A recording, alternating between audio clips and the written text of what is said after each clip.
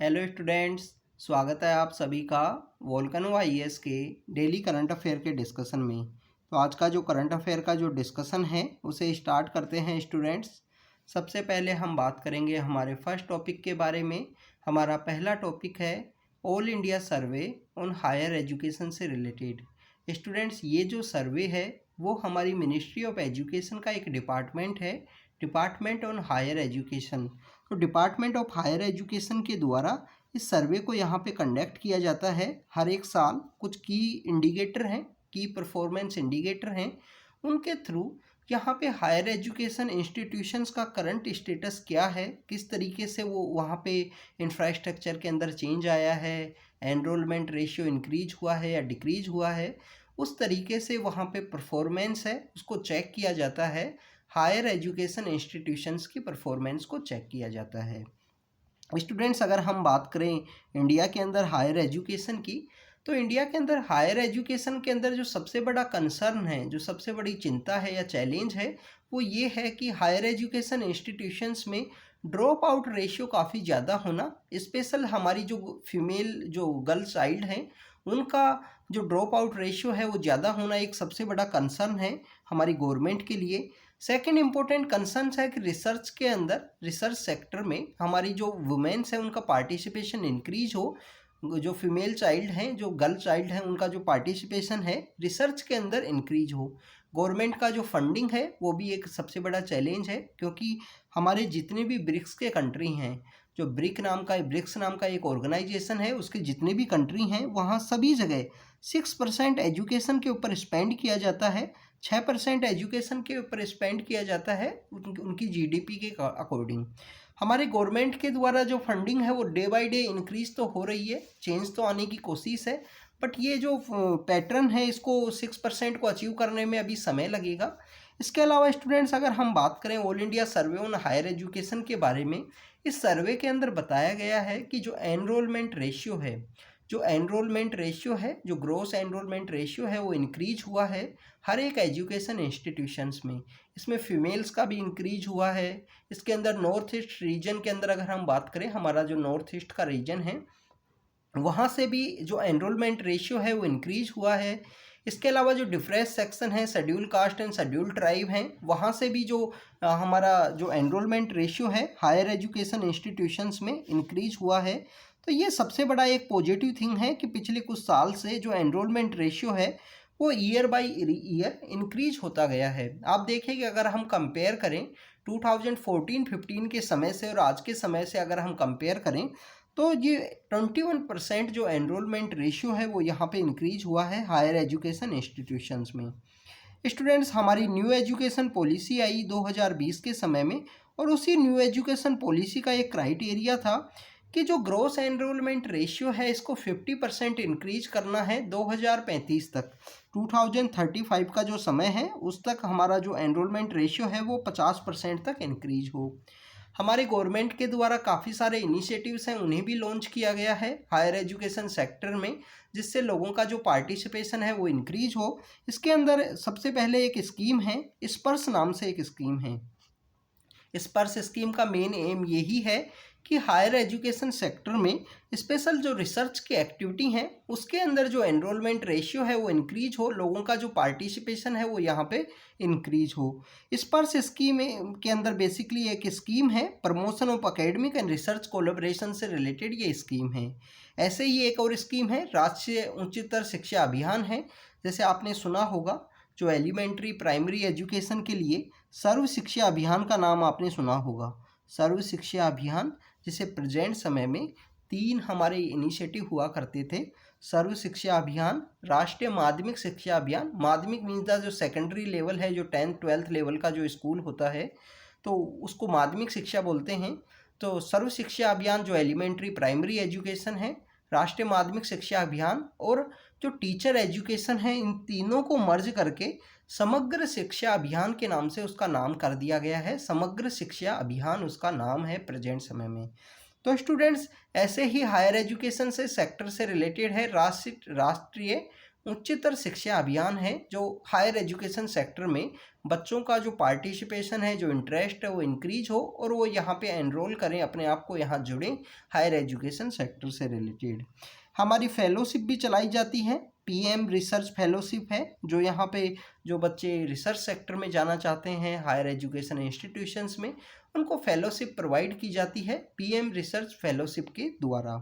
तो स्टूडेंट्स, ये हमारी न्यू एजुकेशन पॉलिसी और कुछ गवर्नमेंट के टारगेट हैं जिससे हायर एजुकेशन सेक्टर में जो चिल्ड्रंस हैं उनका पार्टिसिपेशन इंक्रीज हो, रिसर्च की एक्टिविटी में उनका पार्टिसिपेशन इंक्रीज हो। इसके अलावा आपको पता होगा कि सस्टेनेबल डेवलपमेंट गोल हैं जो इंडिया को अचीव करने हैं 2030 तक, तो उसके अंदर गोल नंबर 4 है। गोल नंबर 4 है एसडीजी का। गोल नंबर 4 क्या बोलता है स्टूडेंट्स, कि हमें क्वालिटी एजुकेशन, एक्सेसिबल एजुकेशन को प्रमोट करना है, सभी लोगों तक ये एजुकेशन है जो पहुंच सके। तो बेसिकली एजुकेशन से रिलेटेड गोल नंबर आपको पता होना चाहिए। आप इसको कोट कर सकते हो अपने आंसर में या कहीं पे ना कहीं पे, ये प्रिपरेशन के और तीनों फेज के अंदर कहीं ना कहीं काम आएगा आपको। इसके अलावा अगर हम बात करें स्टूडेंट्स, हमारा यहाँ पे टारगेट है कि 6% हमारी जो जीडीपी का 6% का जो रेशियो है वो हमारा एजुकेशन सेक्टर पे स्पेंड किया जाए। आप देखिए कि हमारी जो न्यू हेल्थ पॉलिसी है, एजुकेशन और हेल्थ ऐसे सेक्टर्स हैं जिसके अंदर जो फंडिंग है उसके इंक्रीज करने की ज़रूरत है। तो जो हमारी न्यू हेल्थ पॉलिसी आई थी 2017 के समय में, उसने बताया था कि 2.5% जो जीडीपी है उसका यहाँ पे खर्च करना होगा, स्पेंड करना होगा हेल्थ सेक्टर में। और एजुकेशन का है कि 6% यहाँ पे, जीडीपी का 6% यहाँ पे स्पेंड करना होगा एजुकेशन सेक्टर से रिलेटेड। तो all India survey on higher education से रिलेटेड हमने बात की। हमने देखा कि department of higher education under the ministry of education के द्वारा इस सर्वे को कंडक्ट किया जाता है और एनरोलमेंट रेशियो सभी सेक्टर्स में इंक्रीज हुआ है। और भी सभी सेक्टर्स हैं जिसमें जेंडर पैरिटी इंडेक्स है, इन सभी के अंदर जो यहाँ पे जो डाटा वो ये शो कर रहा है कि जो स्टेटस है वो इंक्रीज हुआ है। स्टूडेंट्स, अगर हम बात करें नेक्स्ट टॉपिक की, नेक्स्ट टॉपिक है वर्ल्ड लेप्रोसी डे के बारे में। जो कुष्ठ रोग होता है उसको यहाँ पे एलिमिनेट करने के लिए, उससे जो लोगों के अंदर जो भ्रांतियाँ हैं उनको रिड्यूस करने के लिए ये डे है, इसे सेलिब्रेट किया जाता है। स्टूडेंट्स, वर्ल्ड लेप्रोसी डे की अगर हम बात करें, जो जनवरी का मंथ होता है, जनवरी का जो लास्ट संडे होता है उसको ये सेलिब्रेट किया जाता है। हर एक साल इसको मनाया जाता है जिससे एंटी लेप्रोसी जो कैंपेन है उसको यहाँ पे प्रमोट किया जा सके। स्टूडेंट्स, अगर हम बात करें लेप्रोसी की, जिसको आपने सुना होगा कुष्ठ रोग इसे बोलते हैं, तो ये बेसिकली एक माइक्रो बैक्टीरियम है, लेप्राई नाम का एक बैक्टीरियम है जिसके द्वारा ये यहाँ पे स्प्रेड होता है, एक व्यक्ति से दूसरे व्यक्ति के अंदर ये स्प्रेड होता है।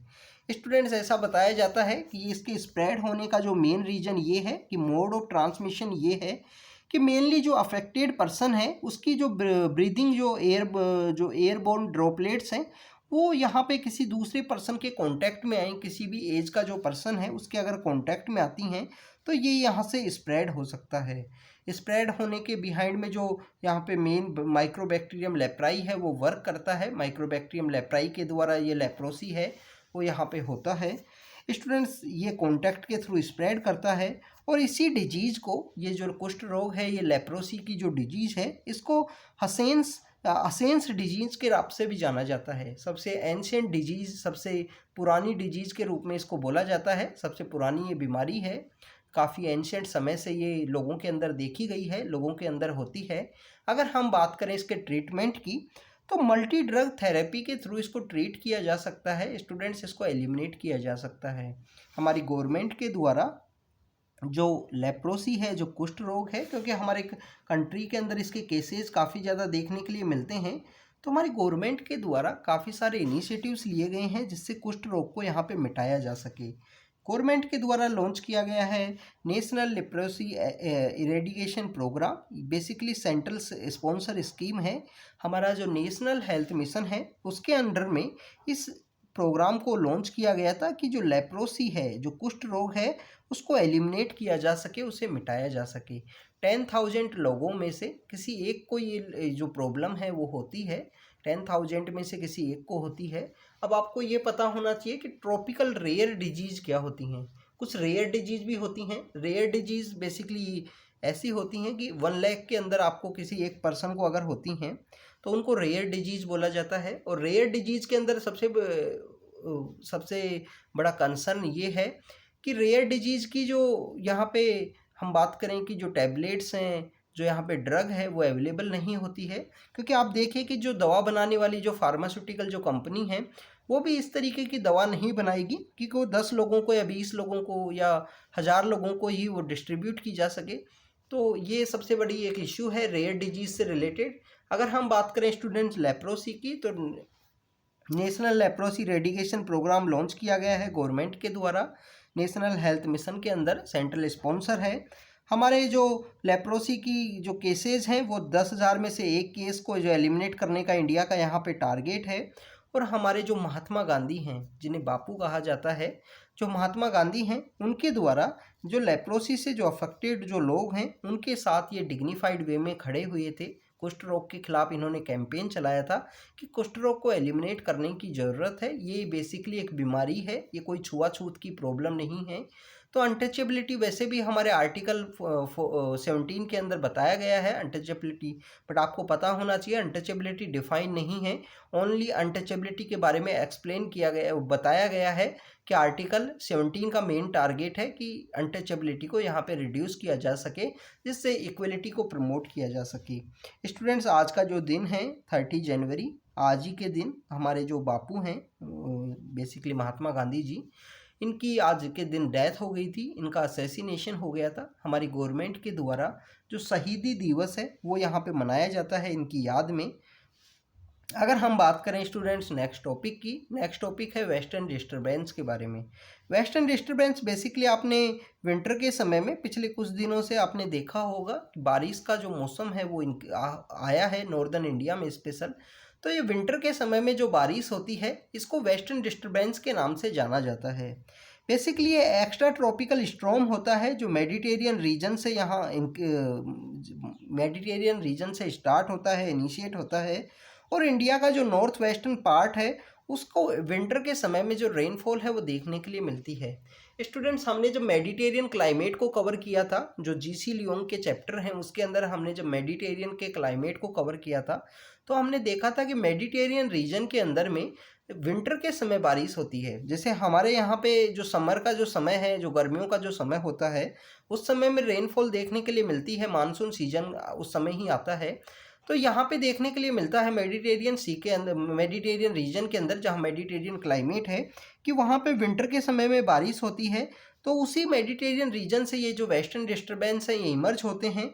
अगर हम बात करें ये मॉइस्चर कहाँ कहाँ से गेन करते हैं वेस्टर्न डिस्टर्बेंस, तो ये मेडिटेरियन रीजन है, कैस्पियन रीजन है, और ब्लैक सी का जो रीजन है, कैस्पियन सी है, ब्लैक सी है, ये ऐसे एरिया हैं जहाँ से ये बेसिकली वेस्टर्न डिस्टर्बेंस के जो बादल हैं, जो ये हवाएं हैं, वेस्टर्लीज की जो हवाएं हैं, वो अपना मॉइस्चर है वो गेन करती हैं और north western part of India को कभी कभी विंटर के समय में जो बारिश है वो देखने के लिए मिलती है।